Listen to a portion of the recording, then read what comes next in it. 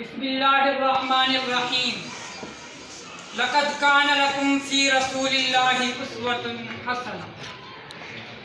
سرمایہ حیات ہے سیرت رسول کی، سرمایہ حیات ہے سیرت رسول کی، فلاح کائنات ہے سیرت رسول کی۔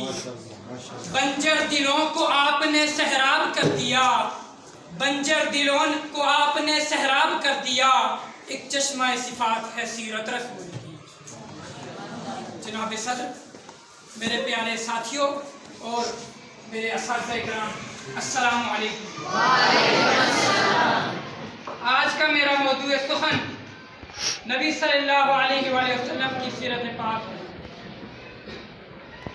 جناب صدر، یہ تو وہ موضوع ہے جس کے بیان کے لیے ساری دنیا کے درختوں کو قلم بنا دیا جائے، سمندروں کے پانی کو روشنائی بنا دیا جائے، اور زمین و آسمان تک کے خلا کو اور آگ بنا دیا جائے، اور زمینوں اور فرشتے لکھتے رہیں، تو میرے نبی صلی اللہ علیہ وآلہ وسلم کی سیرت پاک مکمل نہ ہو پائے گی۔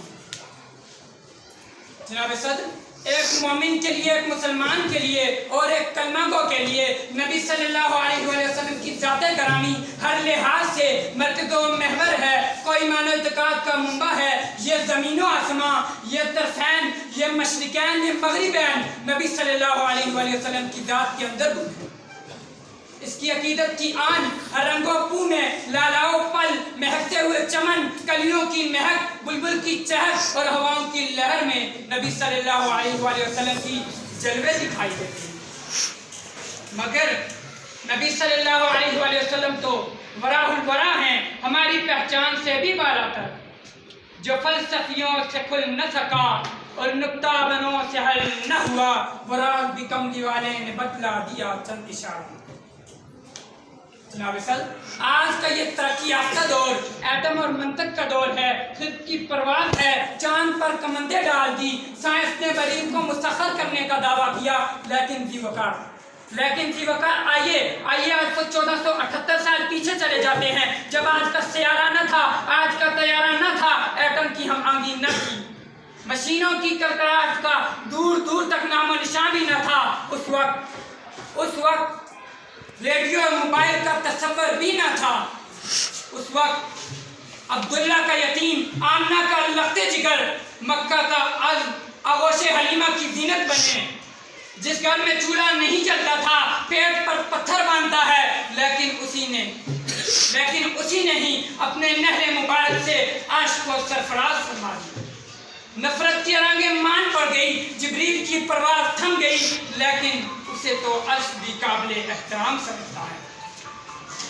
حضور آئے تو سرے آفرین پا گئی دنیا، حضور آئے تو سرے آفرین پا گئی دنیا، اندھیروں سے نکل کر روشنی میں آ گئی دنیا، سوتے ذہنوں کا رنگ اترا، مجھے چہروں پہ نور آیا، حضور آئے تو انسانوں کو جینے کا شعور آیا۔